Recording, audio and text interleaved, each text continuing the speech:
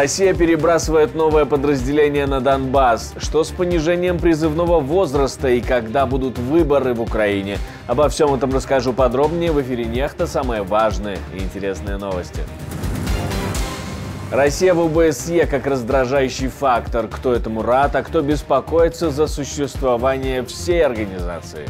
И мы действительно надеялись, что здесь, в замечательном городе Скопье, мы сможем воспользоваться присутствием наших коллег из России и Соединенных Штатов одновременно. Протесты в Южной Корее. Кто-то хочет есть собак, а кто-то запрещает. Кто на кого напал? Мы не можем согласиться с идеей, что это варварство, потому что все страны, где есть традиции животноводства, в какой-то момент ели собак, и до сих пор есть страны, где это делают.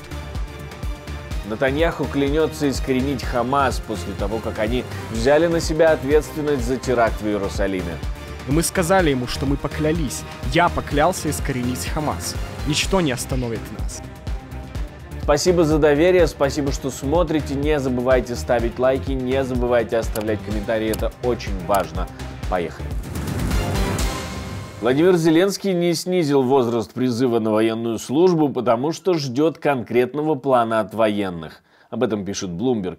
Верховная Рада еще в мае проголосовала законопроект, который опускает планку предельного возраста призыва с 27 до 25 лет. А план призыва большего количества мужчин в армию лежит на столе президента Владимира Зеленского с июня этого года. Об этом пишут авторы статьи. Он снова отложил одобренный украинским парламентом проект снижения призывного возраста во время войны для мужчин, не имеющих военного опыта с 27 до 25 лет. Нежелание Зеленского подписывать закон связано с его намерением увидеть четкий план того, чего его военные стремятся достичь с помощью призыва. Как будут распределены новобранцы и как разработать ротацию для тех, кто пробыл на поле боя 21 месяц. Bloomberg пишет, что этот закон даст офицерам, которые занимаются призывной кампанией, доступ к дополнительным 140 тысячам потенциальных призывников.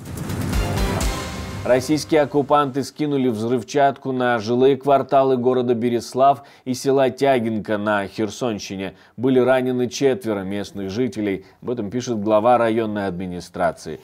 Просто днем решили атаковать жилые кварталы с беспилотника. Ничего такого. Там же на Херсонщине Россия разворачивает новосозданную дивизию морских десантников. Об этом пишет британская Минобороны в ежедневном отчете. Британцы предполагают, что Россия разворачивает впервые 104-ю армейскую десантно-штурмовую дивизию. В 1998 году это подразделение сократили до размеров бригады. Аналитики считают, что уровень подготовки боевиков 104-й дивизии недостаточен и ниже стандартов для десантников, которых считают элитой. Курировать подразделение будет генерал Теплинский, который руководит всей группой войск Днепр. Выборов в Украине до конца войны не будет. Об этом договорились народные депутаты. Чтобы не раскалывать страну, главы фракций и партий подписали меморандум о том, что до конца войны эта тема подниматься не будет. Ни парламентских, ни президентских выборов до окончания войны, до победы и в течение полугода после отмены военного положения. Норвегия выделяет 21 миллион евро на обеспечение производственной безопасности в Украине, включая гуманитарную продовольственную программу «Зерно из Украины». Норвегия будет продолжать поддерживать народ Украины, в то же время мы не упускаем из виду и другие кризисы в мире. Программа Нансена – один из примеров того, как нам удается объединить эти усилия. Хамас взял на себя ответственность за теракт в Иерусалиме, в результате которого погибли 3 людей и еще 7 были ранены. После этого признания премьер-министр Израиля снова пообещал уничтожить организацию. Я только что закончил встречу с госсекретарем США Энтони Блинкеном, спустя некоторое время после того, как убийцы из Хамаса убили израильтян здесь, в Иерусалиме. И я сказал ему, что это тот же самый Хамас. Тот самый Хамас, который устроил ужасную резню 7 октября. Тот самый Хамас, который пытается убить нас повсюду. И мы сказали ему, что мы поклялись. Я поклялся искоренить Хамас. Ничто не остановит нас. Мы будем продолжать эту войну, пока не достигнем 3 целей. Освободим всех наших заложников, уничтожим Хамас до конца и сделаем так, чтобы больше никогда не столкнуться с такой угрозой из Газы. В столице Северной Македонии заканчивается саммит министров иностранных дел стран ОБСЕ, на который пустили Сергея Лаврова. Но, к слову, не пропустили Марию Захарову. Лавров там уже успел нахамить, поругаться, выступил со стандартными какими-то нарративами о том, что НАТО разрушило, оказывается, с 1999 года безопасность в Европе.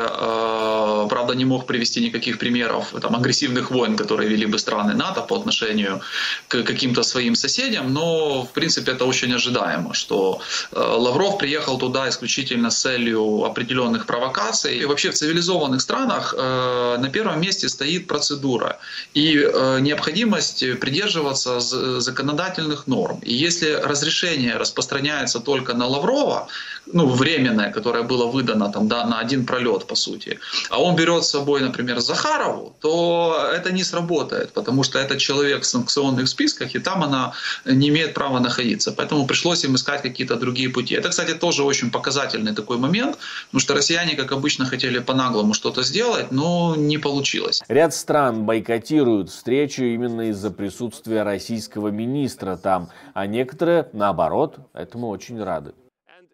И мы действительно надеялись, что здесь, в замечательном городе Скопье, мы сможем воспользоваться присутствием наших коллег из России и Соединенных Штатов одновременно. И хотя это очень важные люди, очень важные персоны с очень насыщенной повесткой дня, но мы действительно надеялись на прямое общение между ними.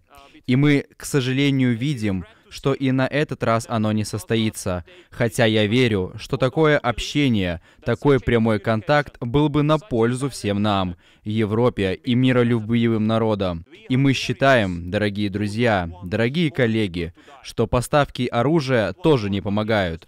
Поставки оружия продлевают войну, а нам не нужна война. Нам не нужно оружие в регионе.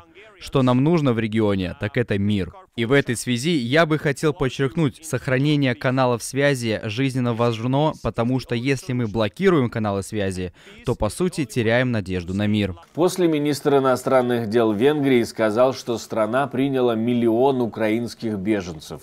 Хоть по состоянию на 10 ноября в Венгрии находилось 33 тысячи украинцев. То есть Сиярто увеличил количество беженцев в 30 раз. Представитель ОБСЕ «Здорового человека» Анна-Лена Бербак говорит, что Германия не позволит российскому правительству разрушить международные организации, такие как ОБСЕ, которые полагаются на мирное сосуществование и сотрудничество. Вероломная игра российского правительства заключается в том, чтобы использовать свою жестокую агрессивную войну против Украины для разрушения организаций, которые основаны на мирном сосуществовании и сотрудничестве. И мы не позволим этому случиться. Создавая препятствия на пути, они пытаются высушить ОБСЕ в финансовом плане. Мы противопоставили этому добровольные финансовые взносы и ресурсы, в том числе из Германии. Мы выделили 21 миллион евро до 2023 года, чтобы ОБСЕ могла продолжать функционировать не только технически, но и выполнять свою важную работу на местах для 1,3 миллиарда человек. Потасовка с полицией во время митинга в Сеуле за право есть собак. Хоть и прошла без жертв, не прошла без последствий. Несколько сотен фермеров, которые разводят и выращивают собак для употребления в пищу, провели митинг возле офиса президента в столице, требуя от правительства отменить план по запрету этой практики. И даже попытались прорваться к дворцу президента. Мы не можем согласиться с идеей, что это варварство, потому что все страны, где есть традиции животноводства, в какой-то момент ели собак, и до сих пор есть страны, где это делают. Президент, его жена, законодатели и политики, особенно министр сельского хозяйства, продовольствия и сельских дел, не имеют права отнимать у людей право на еду. Лишать отдельных людей права на еду — это насилие и акт варварства. Правящая партия президента Южной Кореи внесла законопроект, запрещающий разведение и продажу собак для употребления в пищу и предлагающий финансовую компенсацию тем, кто вынужден закрыть свой бизнес в течение 3-летнего льготного периода.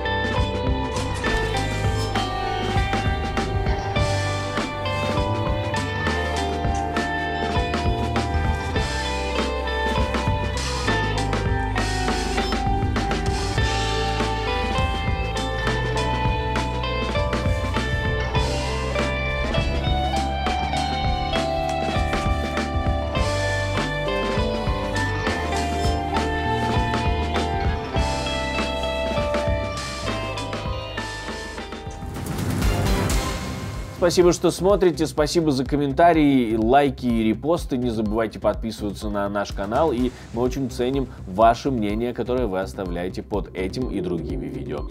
На этом все, до встречи и хороших вам новостей.